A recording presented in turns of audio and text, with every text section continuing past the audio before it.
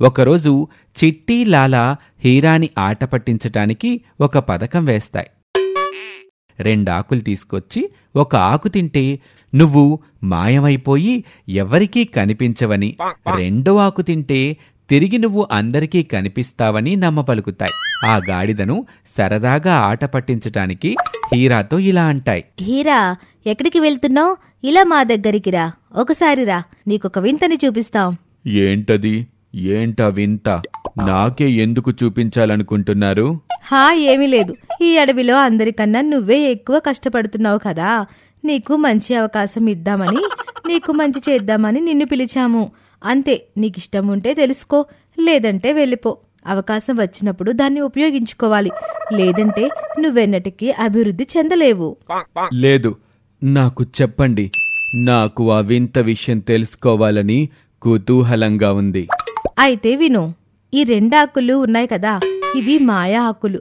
వీటిలో ఒక ఆకును తింటే నువ్వు మాయమైపోతావు, 2వ ఆకును తింటే నువ్వు మళ్ళీ మామూలుగా అందరికీ కనిపిస్తావు, తెలుసా? అరే, భలే ఉందే! ఇదేదో మంచి విషయం చెప్పారు. ఏది ఆ ఆకిలా ఇవ్వు, తిని చూస్తాను. హీరా ఆ 2 ఆకుల్లో ఒక ఆకు తిని చిట్టి లాలాలను ఇలా అడుగుతుంది. చిట్టి, లాలా, మీకు నేను కనిపిస్తున్నానా? హీరా వాళ్ళకి కనిపిస్తున్నా కాని హీరాని ఆట పట్టించటానికి అవి ఇలా అంటాయి. లేదు, నువ్వు మాకు కనిపించడం లేదు. నువ్వసలు ఎక్కడున్నావు? నీ మాటలు మాత్రమే మాకు వినిపిస్తున్నాయి. నీ నవ్వు మాకు వినిపిస్తుంది, కానీ నువ్వు మాకు కనబడడం లేదు. దయచేసి త్వరగా 2వ ఆకు తిను, అప్పుడు నువ్వు మాకు కనిపిస్తావు. సరే, ఇదిగో తింటాను అని హీరా 2వ ఆకు తినగానే చిట్టి లాలా తమలో తాము నవ్వుకుని ఇలా అంటాయి. ఇప్పుడు నువ్వు మాకు కనిపిస్తున్నావు. చాలా విచిత్రంగా ఉంది కదూ? అవును, ఇది చాలా వింతగా ఉంది. మరొక 2 ఆకులు ఇవ్వండి, నేనొక తమాషా చేస్తాను. అప్పుడు ఈ అడవిలో నేను హీరో అవుతాను. ఏంటి ఆ తమాషా? మాకూడా చెప్పవు? నేను ముఫాసా దగ్గరకు వెళ్లి ఈ ఆకు తిని మాయమైపోతాను. ముఫాసాను భయపెడతాను. అప్పుడు ముఫాసా నాకు లొంగిపోతాడు. అప్పుడు నేను ఈ అడవిలో హీరో అయిపోతాను. అప్పుడు అందరూ నాకు సలాం కొడతారు. ఓహో, ఇది సూపర్ ఐడియా. వెళ్ళు వెళ్ళు, త్వరగా వెళ్ళు. ఇలా చెప్పి హీరా అక్కడి నుంచి ముఫాసా దగ్గరకు వెళ్తుంది. కాని చిట్టి లాలా తమలో తాము నవ్వుకొని ఇలా మాట్లాడుకుంటూ ఉంటాయి. హరే లాలా, వీడి పని అయిపోయిందిరా. ముఫాసా దగ్గర వీడు హీరో కాదు కాని జీరో అయిపోతాడురా. హీరా అలా ముఫాసా దగ్గరికి వెళ్ళి ఇలా అంటుంది. ముఫాసా, ఏంటి అలా ఉన్నావ్? నేనెవరో తెలుసా? నేను ఈ అడవికి హీరో కాబోతున్నాను. దమ్ముంటే నన్ను పట్టుకో. నువ్వెవరో నాకు తెలుసు.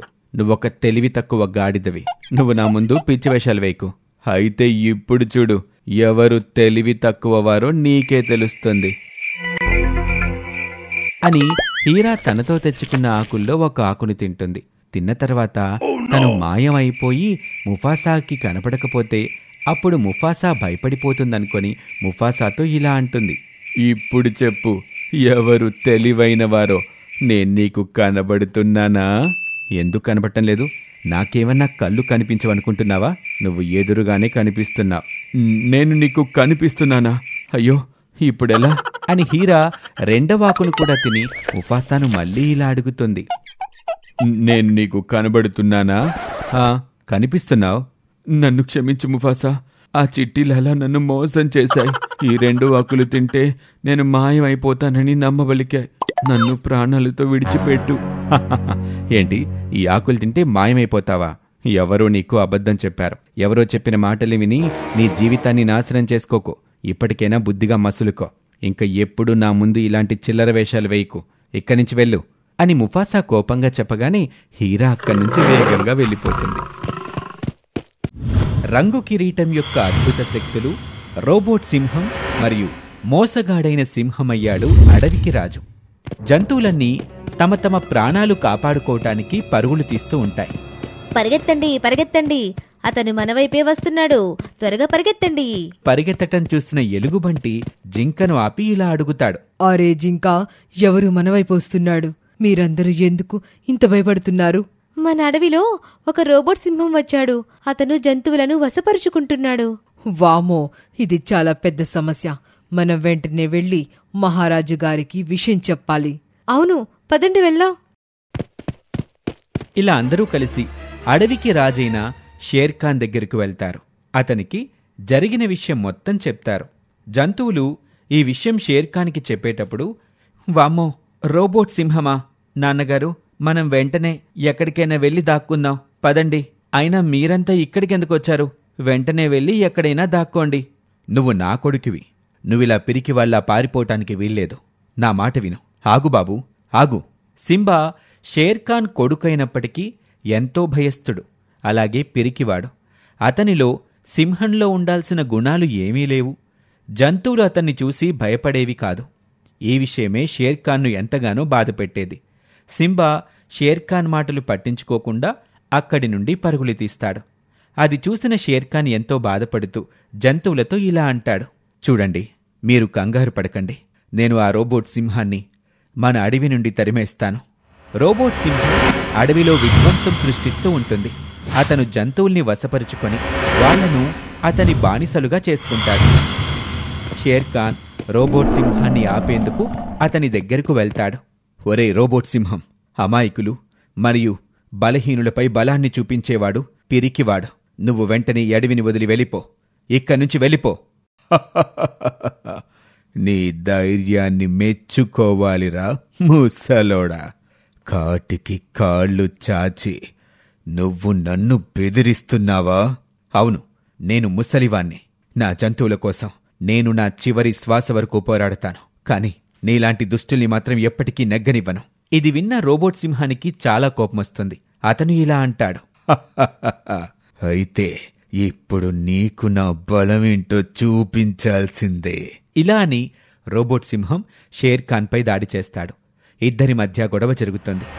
రోబోట్ సింహం అతని కళ్లతో ఒక కాంతిని షేర్ఖాన్పై వదులుతాడు. దాంతో షేర్ఖాన్ ఒక బొమ్మలా మారిపోతాడు. అది చూసిన జంతువులన్నీ ఎంతగానో భయపడిపోతాయి. చూసావా నా బలమేంటో? నాతో పెట్టుకుంటే చావుని కోరి తెచ్చుకున్నట్టే. రోబోట్ సింహం మాటలు విన్న జంతువులన్నీ ఎంతగానో భయపడిపోతాయి. మరోవైపు సింబా పరిగెడుతూ అడవిలో చాలా దూరం వెళ్ళిపోతాడు. అంతలో సింబాకు ఒక గుహ కనబడుతుంది. సింబా ఆ గుహలోకి వెళ్తాడు. సింబా ఆ గుహలోకి వెళ్ళగానే ఆ గుహలో ఒక కాంతి కమ్ముకుంటుంది. అది చూసిన సింబా చాలా భయపడతాడు. చూడండి, నన్ను క్షమించండి. నేను దారి తప్పి ఇక్కడికి వచ్చాను. బయట చాలా చీకటిగా ఉంది. తెల్లారుగానే నేను ఇక్కడి నుంచి వెళ్ళిపోతాను. తిరిగి ఎప్పుడు మీ గుహ చుట్టుపక్కలికి కూడా రాను. దయచేసి నన్ను వదిలేయండి. సింబా భయంతో ప్రాధేయపడుతూ ఉంటాడు. ఇంతలో అక్కడ ఒక రంగుల కిరీటం ప్రత్యక్షమవుతుంది. అలాగే ఒక గొంతు వినబడుతుంది. సింబా, భయపడకు. నేను ఒక మాయా గుహను. ఎన్నో ఏళ్లుగా ఈ మాయా రంగు కిరీటానికి కాపలాగా నేను ఉన్నాను. ఇక్కడకు అత్యాశకు పోయిన ఎన్నో క్రూర జంతువులు ఈ మాయా కిరీటం కోసం వచ్చారు. కాని ఏమీ దక్కించుకోలేకపోయారు. ఈ కిరీటం మనసులో ఎటువంటి అత్యాశ మరియు కపటం లేని వారికే దక్కుతుంది. ఈరోజు ఈ కిరీటానికి అసలైన వారసుడు దొరికాడు. వెళ్ళి ఆ కిరీటాన్ని ధరించు. సింబా ఆ కిరీటాన్ని ధరించగానే అతను ఒక బలవంతుడు మరియు ధైర్యవంతుడు అయిన రంగుసింహంగా మారిపోతాడు. వెళ్ళి ఆ దుష్ట రోబోట్ సింహాన్ని అంతం చేసి నీ తండ్రి మరియు జంతువులని కాపాడుకో. సింబా ఆ గుహకి ధన్యవాదాలు తెలుపుకొని తిరిగి అడవి వైపుకు బయలుదేరుతాడు.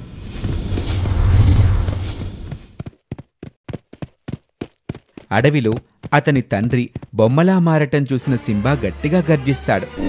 సింబా గర్జన అడవి మొత్తం మోగుతుంది. సింబా గర్జన విన్న రోబోట్ సింహం, అరే, ఈ అడవిలో సింహ గర్జన ఏంటి? నేనా ముసలోన్ని బొమ్మలా మార్చేశాను కదా. ఇప్పుడు ఇతనెవరు? ఎవరైతే నాకేంటి, నేను అతన్ని కూడా బొమ్మలా మారుస్తాను. ఇలా అనుకొని రోబోట్ సింహం షేర్ఖాన్ దగ్గరకు వస్తాడు. అతను సింబాని చూసి, ఎవర్రా నువ్వు? నీకు ఎంత ధైర్యం నా అడవిలోకి వచ్చి గర్జించటానికి? ఒరే ఆటబొమ్మ, సింహం పుట్టిందే గర్జించడానికి. ఇకపోతే ఈ అడవి నాది. నువ్వు నా తండ్రిని బొమ్మగా మార్చావు. నా అమాయకపు జంతువుల్ని ఇబ్బంది పెట్టావు. ఇప్పుడు నీ అంతం ఖాయం. అయితే ఏంటి, ఇప్పుడు నువ్వు నన్ను అంతం చేస్తావా? నీ తండ్రి పరిస్థితిని చూసి కూడా నువ్వు నాతో చెలగాటమాడుతున్నావా? నేను నిన్ను కూడా నీ తండ్రిలా బొమ్మలా మార్చేస్తాను. ఇలా రోబోట్ సింహం సింబాపై దాడి చేస్తాడు. ఇద్దరి మధ్య గొడవ జరుగుతుంది. రంగు కిరీటం శక్తుల ముందు రోబో సింహం బలహీనపడిపోతాడు. రోబోట్ సింహం చావగానే షేర్ఖాన్ తిరిగి అతని రూపంలోకి వచ్చేస్తాడు. షేర్ఖాన్, ఇతర జంతువులు సింబా యొక్క కొత్త రూపాన్ని చూసి ఎంతగానో ఆనందిస్తారు. షేర్ఖాన్ సింబాను అడవికి రాజుగా నియమిస్తాడు. అడవిలో తిరిగి ఆనందం నెలకొంటుంది. ఈ కథ ద్వారా మనం తెలుసుకున్న నీతేంటంటే, బలహీనులపై తమ బలాన్ని చూపించేవారు పిరికివారు అనిపించుకుంటారు. ఇది ఇవాల్టి కథ. మరొక ఆసక్తికర కథలో మళ్ళీ కలుద్దాం. మాయారంగు కిరీటం యొక్క శక్తులు పిరికివాడైన పులి మరియు మోసగాడైన సింహమయ్యాడు అడవికి రాజు. సింబా అనే సింహం అడవికి రాజుగా ఉండేవాడు. అతను చాలా బలవంతుడు, మంచి హృదయం కలవాడు. అతని రాజ్యంలో జంతువులన్నీ ఎంతో ఆనందంగా ఉండేవి. అడవిలో అంతా మంచిగా సాగుతూ ఉంటుంది. అదే అడవిలో రుద్ర అనే ఒక పులి ఉండేవాడు. అతను చాలా పిరికివాడు మరియు భయస్థుడు. ఏ జంతువు కూడా అతన్ని చూసి భయపడేది కాదు. ఒకరోజు రుద్ర అడవిలో తిరుగుతూ ఉండగా దారిలో అతనికి కొన్ని జంతువుల పిల్లలు ఆడుతూ కనిపిస్తాయి. రుద్ర చెట్టు వెనకాల నిలబడి వారిని చూస్తూ ఉంటాడు. అంతలో జింక పిల్లాడికి వాళ్ళని ఎవరో గమనిస్తున్నారు అనిపిస్తుంది. అప్పుడు ఆ పిల్లాడిలా అంటాడు, మిత్రులారా, అటు చూడండి, అక్కడ చెట్టు వెనకాల నుండి మనల్ని ఎవరో గమనిస్తున్నారు. బహుశా ఏదైనా క్రూర జంతువు మన వైపు వస్తుందేమో. అందరూ అప్రమత్తంగా ఉండండి. ఇలా జింక పిల్ల చెప్తూ ఉండగా ఏనుగు పిల్ల దృష్టి రుద్రపై పడుతుంది. అప్పుడతను గట్టిగా నవ్వుతూ ఇలా అంటాడు, మిత్రులారా, కంగారు పడకండి. అతను ఎవరో కాదు, రుద్ర. మనం వాడిని చూసి భయపడవలసిన అవసరం లేదు. పదండి, మనమందరం కలిసి వాడిని ఆట పట్టిద్దాం. భలే సరదాగా ఉంటుంది. ఇలా అందరి పిల్లలు ఒకటై కోపంగా రుద్రవైపు అడుగులు వేస్తారు. ఇదేంటి, వీళ్ళంతా కోపంగా నా వైపు వస్తున్నారు. కొంపదీసి వీళ్ళంతా నాపై దాడి చేస్తారా ఏంటి? ఇలా ఆలోచిస్తూ ఉండగా పిల్లలందరూ అతని దగ్గరికొచ్చి అతన్ని కోపంగా చూస్తారు. అది నేను ఇటుగా వెళ్తున్నాను, అంతే అంతే. రుద్ర వెనక్కి తిరిగి చూడకుండా పరుగులు తీస్తాడు. రుద్ర పరిగెత్తుకుంటూ చాలా దూరం వెళ్ళిపోతాడు. పిల్లలందరూ నవ్వుకుంటూ అక్కడి నుంచి వెళ్ళిపోతారు.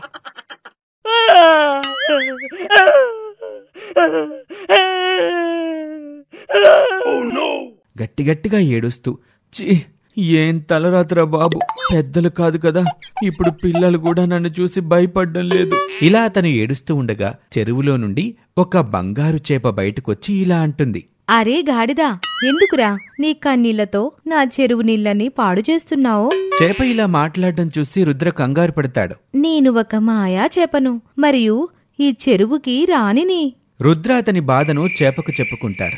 ఇది విన్న చేప నవ్వుతూ ఇలా అంటుంది, ఆపరా నీ ఏడుపు, చెప్పు, ఏం కావాలి నీకు? రుద్ర ఒక్క క్షణం ఆలోచనలో పడతాడు. అతను చేపతో ఇలా అంటాడు, నేను నా ఈ రూపంతో విసిగిపోయాను. నేను సింహంగా మారాలనుకుంటున్నాను. దయచేసి నన్ను సింహంగా మార్చేయి. సరే, నేను నా మాయాశక్తులతో నిన్ను సింహంగా మారుస్తాను. కాని ఒక మాట గుర్తుపెట్టుకో, నువ్వు నేనిచ్చిన శక్తులను దురుపయోగం చేస్తే కనుక నీ అంతం తప్పదు. ఇలా అని బంగారు చేప రుద్రకు ఒక రంగు కిరీటాన్ని ఇస్తుంది. ఆ కిరీటాన్ని ధరించగానే రుద్ర ఒక సింహంగా మారిపోతాడు.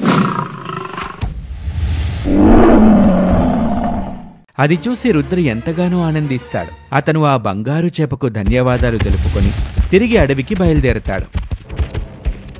జంతువులు అడవిలో కొత్త సింహాన్ని చూసి భయంతో అటూ ఇటూ పరుగులు తీస్తాడు. జంతువులు అలా పరిగెత్తటం చూసి రుద్ర ఎంతగానో ఆనందిస్తాడు. రుద్ర అడవిలో విధ్వంసం సృష్టిస్తాడు. అతను బంగారు చేప ఇచ్చిన శక్తులని తప్పుగా ఉపయోగిస్తూ ఉంటాడు. ఈ విషయం తెలుసుకున్న సింబా అతని దగ్గరికొచ్చి ఇలా అంటాడు, ఎవరు నువ్వు? ఎందుకు ఈ అమాయకపు జంతువుల్ని ఇబ్బంది పెడుతున్నా? ఎక్కడి నుంచి వచ్చావో అక్కడికే వెళ్ళిపో. నా పేరు రుద్ర. అయినా నీకెంత ధైర్యం ఉంటే నన్నే బెదిరిస్తావు? ఈ రోజు నుండి ఈ అడవికి రాజును నేను, నువ్వు కాదు. అర్థమైందా? ఇది విన్న సింబాకి చాలా కోపం వస్తుంది. అతను రుద్రపై దాడి చేస్తాడు. రుద్ర అతని మాయాశక్తులతో సింబాను గాయపరుస్తాడు. అప్పుడు సింబా అతని మనసులో ఇలా అనుకుంటాడు, ఈ దుష్టుడి దగ్గర మాయాశక్తులున్నాయి. ఇతను ఇతని మాయాశక్తుల్ని దురుపయోగం చేస్తున్నాడు. నేనిక్కడి నుంచి వెళ్లి వీణ్ణి అంతం చేసేందుకు దారి వెతకాలి. ఇలా సింబా అక్కడి నుంచి పారిపోతాడు. సింబా అలా పారిపోవటం చూసి రుద్ర గట్టిగా నవ్వుతూ ఇలా అంటాడు, పెరిగివాడు భయంతో ఎలా పారిపోతున్నాడో. మరోపక్క సింబా పరిగెడుతూ రుద్ర వెళ్లిన చెరువు దగ్గరికి వెళ్తాడు. అతనక్కడ నీళ్లు తాగుతూ నొప్పులతో బాధపడుతూ ఉంటాడు.